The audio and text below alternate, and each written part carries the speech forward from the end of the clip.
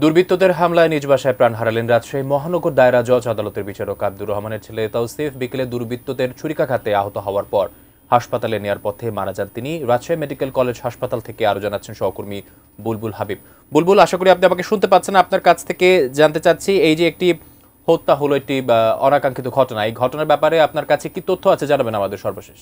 আসলে ঘটনাটি ঘটেছে বিকেলের দিকে নগরীর যে ডাবতলা এলাকা রয়েছে সেখানে আসলে এই বিচারক তার স্ত্রী সন্তানকে নিয়ে থাকতেন। সেখানে 10তলা ভবনের 5তলায় তিনি থাকতেন, স্পার্ক ভিউ নামের ওই বিল্ডিংটিতে।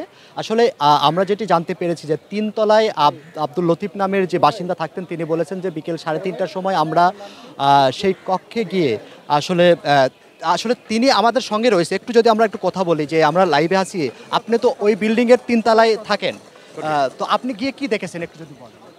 আমি গিয়ে যখন দেখলাম তখন ওই ছেলে মানে দুই ছেলে অলরেডি ফ্লোরে রক্তাক্ত অবস্থায় পড়ে আছে।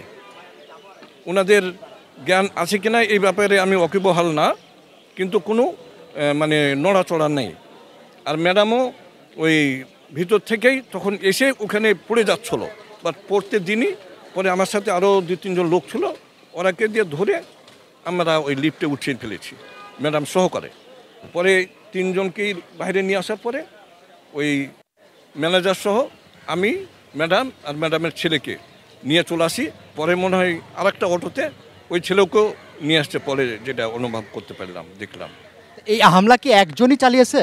হ্যাঁ, একজন দেখলাম, আদার্স কোনো লোকজন আর ছিল না, একজনই ছিল। পূর্ব পরিচিত কিনা এরকম কি মনে হয়েছে আপনার? হ্যাঁ, এটা আমি ম্যাডামের কাছ থেকে যতটুকু মনে হচ্ছে এটা তাদের পূর্ব পরিচিত, কেন ওনার নামে একটা জিডিও করেছে ম্যাডাম আমাকে বলেছি, যেটা জালালাবাদে জিডি করেছে। তো ওই জন্য ম্যাডামও আমাকে বলছিল যে জিডির কপি অমুক জায়গাতে আসে, জিডির কপিটা নিয়ে আসেন। আর এই কপি নাকি একটা রাজপাড়া থানাতে আজকে অথবা গতকালকে জমা দিয়েছে, এটুকু আমি ম্যাডামের কাছ থেকে আমি জানতে পেরেছি। ধন্যবাদ আপনাকে। তো আমরা আসলে শুনছিলাম প্রত্যক্ষদর্শী মানে ওই বাসার যে 10তলা ভবনের 3তলায় থাকেন এবং তার কাছ থেকে আমরা শুনছিলাম। তো এখানে যেহেতু আসলে রাজশাহী মেট্রোপলিটন পুলিশের পুলিশ কমিশনার সহ অন্য যা বিভিন্ন জাজরা তারা কিন্তু এখানে রয়েছেন এবং একটা হৃদয় বিদারক পরিস্থিতি তৈরি হয়েছে।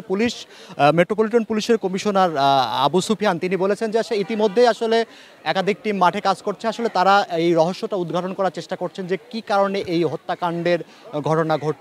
তো এই ছিল আকাশ সেখান থেকে যে একটা মহানগর দায়রা জজ আদালতের বিচারকের ছেলের যে হত্যাকাণ্ডের ঘটনা ঘটেছে তার খবর।